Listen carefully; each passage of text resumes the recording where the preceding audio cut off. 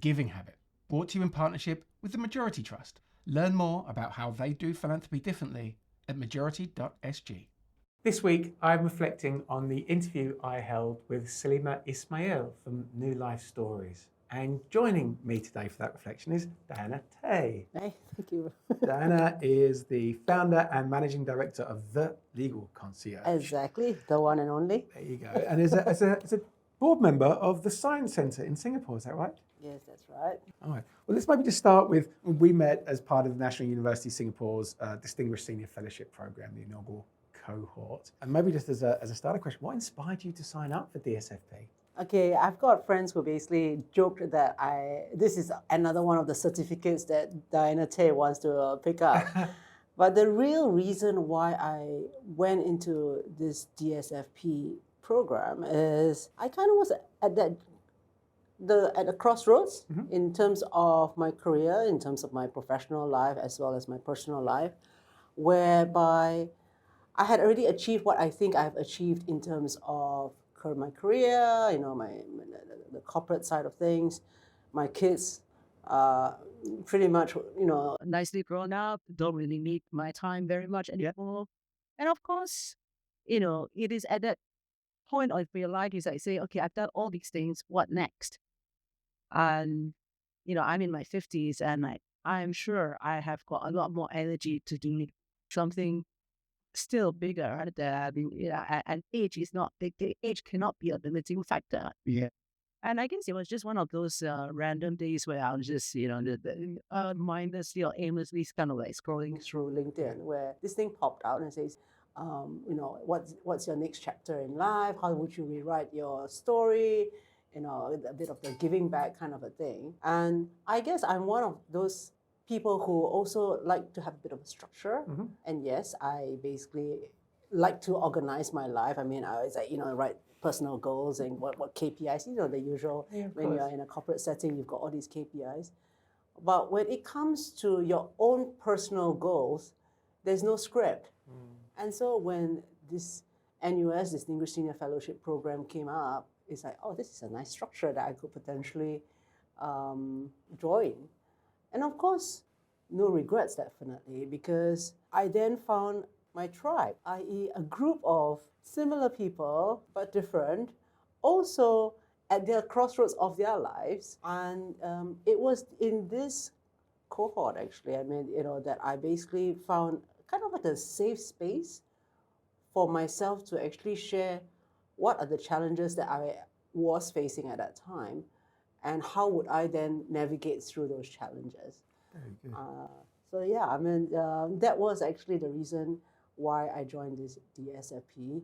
It's just basically deep down, I actually wanted to find my tribe, to be able to challenge myself into what next. Yeah. Because yes, we were all leaders at one stage. We grew to play in those leadership positions and titles. You put on a facade, but then there are actually certain you don't want, and you don't dare to actually pull down those facades, because there's a certain persona that you have to adopt. Yeah, of course. Right, and this program actually allowed us to actually be vulnerable. Yeah, I see that, and I think a lot of us were experiencing that whole sense of that shift from success to significance. Okay, we've enjoyed good corporate careers. What's next? And one of the things that was next for me was obviously building out this podcast mini-series, The Giving Habit, which has been super cool. Exactly. I think one of the elements that I took away from that program was the idea of viewing issues, social issues, more systemically rather than in silos. I think that more holistic approach was a key learning for me. And that's certainly something that felt relevant for the interview I held with Saleemah Ismail from New Life Stories.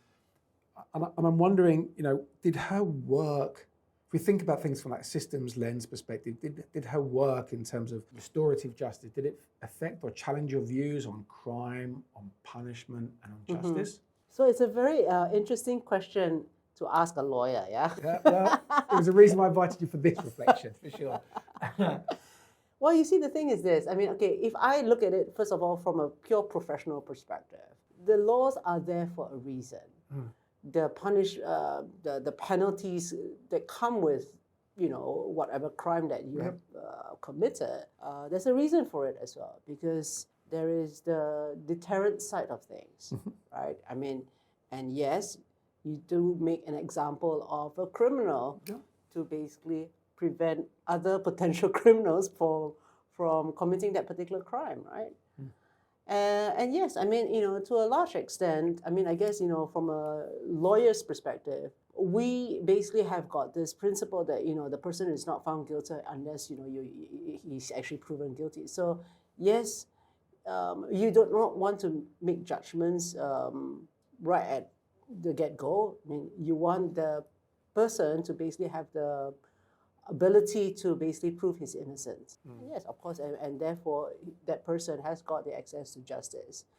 And that's why, I mean, despite the fact that, regardless of what your circumstances may be, we also have got the legal aid where, you got the pro bono side of things where, these criminals actually do have access to lawyers who will basically help them.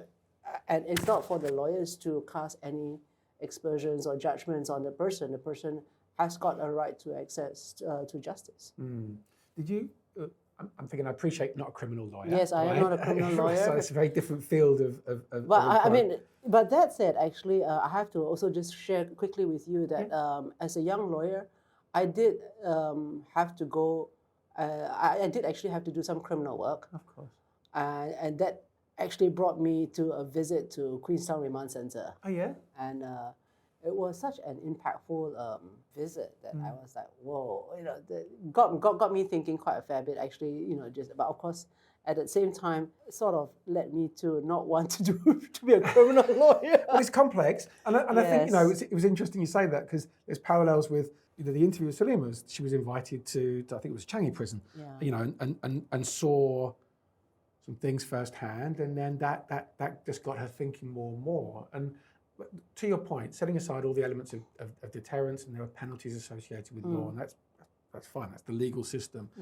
But her focus is very much on this idea of, okay, there's been trauma in the family, this thing has happened, and we clearly see there's a lot of evidence that shows when one generation of a family commits a crime and is imprisoned, the likelihood of the next generation, the generation afterwards, ending up in the prison system is just significantly higher. Yes. And I've really put it in crude terms. There is a cost to society associated with that, right? Because there's a long-term cost of all the imprisonment and all the things that go with it.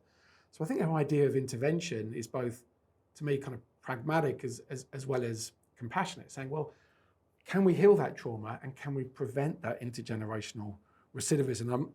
I appreciate there's a tension, isn't there, between punitive forms of justice and restorative forms of justice, where you try and say, look, it happened. We're not trying to take away from the penalty, but we should do something about this trauma. We need to try and think about how do we heal that trauma to prevent this thing from happening again in the future. And did you feel that tension in the work that she's doing? Have you got any views on that tension between punitive and restorative justice? No, definitely. I mean, of course, there is always the need to basically have the deterrence side of things, right? Yes. But at the same time, I do know that the society actually also appreciates the social side of things. And I think, even through my own past experience, I've had the opportunity to basically work with children who actually comes from, I guess, not ideal family backgrounds. I mean, more often than not, we always we basically use a very generic word called broken family. Again, broken family could be from all kinds of reasons, right? But more often than not, I mean, it's either of the parents is in prison or is in a drug rehab center. And yes, I mean, why are their parents in that kind of circumstances? It's also financial as well, yeah. It's a spiral, actually. Yeah. And I think it's that spiral, it's that risk of that repetitive spiral that Saleemah is trying to deal with, isn't it? She's saying, well, look, if we can heal the trauma, if it's happened once, if we can find a way to heal the trauma, the relationship between mother and child, or father and child, and all the different relationships that exist in the family, you might stand a chance to then, well, the research that she has shows is that you can prevent that intergenerational recidivism by healing that trauma. Correct, exactly. And I mean, of course, I mean, of course, then, I mean, as a local, as a Singaporean, I mean, you know, sometimes we look to the government to like see the what are the avenues there to basically help these children or these families get out of this spiral, right? And I mean, there's the social aspect as well. And yeah, you know, some of these kids, the parents are just no longer able to, or maybe are going to be in prison in long term. So they end up being fostered as well. Then, you know, of course, it's not a question that we want to separate them from their actual parents, but the circumstances is such that they have to end up being in a foster home, for example. Then how do we then deal with that situation as well, right? It's terribly complex. And I think it's, you know, I've lived in different societies and some more conservative than others when it comes to things like, you know, justice systems. I feel that there is a time and space for that type of relational intervention where you do look to heal the trauma. And what I like most about the work that New Life Stories is doing is that they've actually got research that says, yes, we are reducing the amount of recidivism that takes place. We are keeping people out of prison. We're healing that trauma. And therefore, those families are able to play their part in wider society in a meaningful way. And I think that's powerful, right? That there's an economic, societal, relational, you know, compassionate benefit that flows through on many different levels. I'd certainly say to those viewing that if you get the chance, please look out for the New Life Stories website. Please take an opportunity to read the research that they've got on their website that talks about the research they've done with preventing intergenerational recidivism. If you're able to make a donation, fantastic. I think they're well deserving of your time and of your support if you're able to do that. Perhaps maybe turn attention back to yourself. And, you know, BSFP finished late last year. It feels like it was just yesterday, but it was late last year that program wrapped up. Since then, or perhaps what's next for you on the horizon? Well, I mean, you know, there's so many things, right, that I'm doing right now. I mean, you mentioned my law firm, the Legal Concierge, right? And actually, I set up that law firm only 2 years ago. Oh, really? Yes. Okay. And the reason why I wanted to set up that law firm actually is to give me that platform to change how legal services is to be delivered. And I wanted to basically have the clients that I work with have the benefit of tapping into my experience, having been in corporate for a very, very long time. But the flip side to the Legal Concierge actually is I wanted it to be a platform for senior in-house lawyers who want to come back to private practice as well, who wants to basically be able to be in control of their time. So not just to do the lawyering, but also to do something beyond just lawyering. Like, for example, doing something socially impactful. Yeah. And I mean, you know, I have to say that, yes, the program by the National University of Singapore, I mean, it has given me some form of a structure. And I have to say that plan is kind of panning out rather well. I mean, I've got someone now who has just joined me she used to be the head of legal for a listed company. Okay, very good. And Very good. Excellent. It's good to see that's making progress as well. Thank you very much for your time. Thank you, Stephen.